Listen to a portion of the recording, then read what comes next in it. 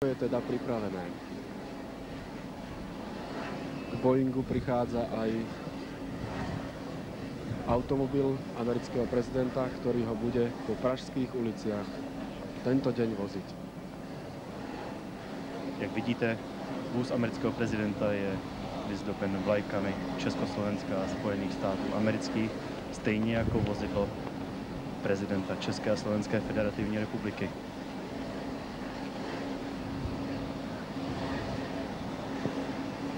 Ze schůdku z letounu amerického prezidenta sestupuje nejprve jeho technický doprovod.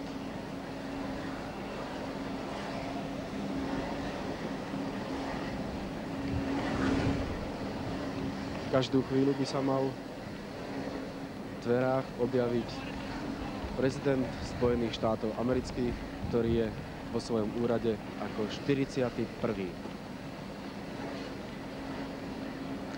Zbývají poslední chvilky napětí.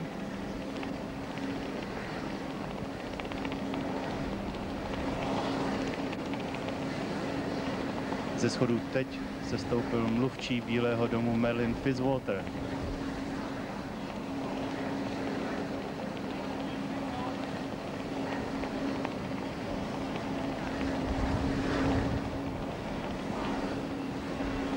Na palubu letounu je doprovázena velvyslankyně Spojených států amerických v Československu, paní Shirley Templeová Blacková.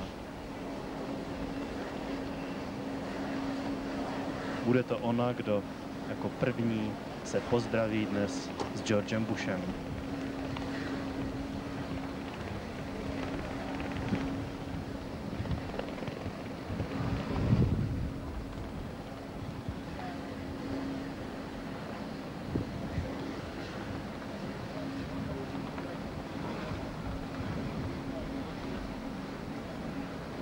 Na letišnej ploche teda čaká naša delegácia.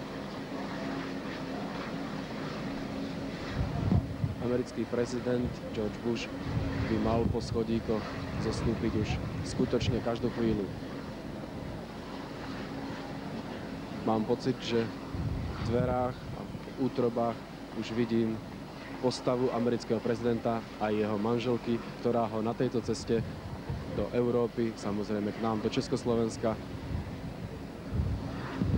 a potom na Blízky východ sprevádza.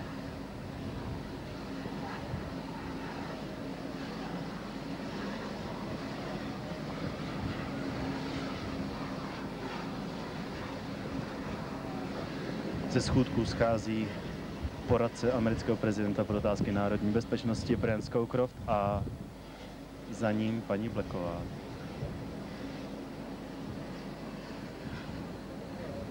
Mám pocit, že vidím správne. Pán prezident sa práve upravil. Áno. A schádza po schodoch so svojou manželkou.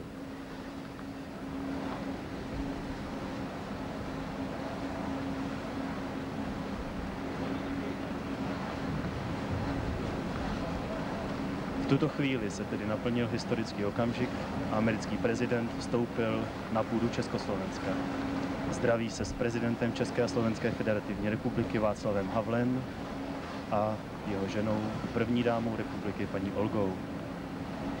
Myslím, že aj týmto podaním ruky a týmto ceremoniálom sa deje niečo, čo v podstate zmenilo celú východnú Európu. Ešte pred rokom by niečo takéto skutočne nebolo možné. Řekněme si, že Československo je třetí zemí střední a východní Evropy, kterou americký prezident George Bush navštívil po Polsku a Maďarsku.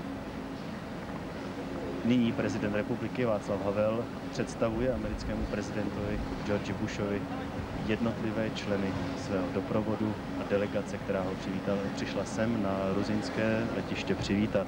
Videl som tam predsedu federálneho zhromaždenia, pána Alexandra Dubčeka, predsedu federálnej vlády Mariana Čaufu. Tí už si s americkým prezidentom ruku podali, čiže prvé kontakty, osobné kontakty majú za sebou. Vidím tam predsedu českej vlády Petra Pitharda, predsedu Slovenskej národnej rady Františka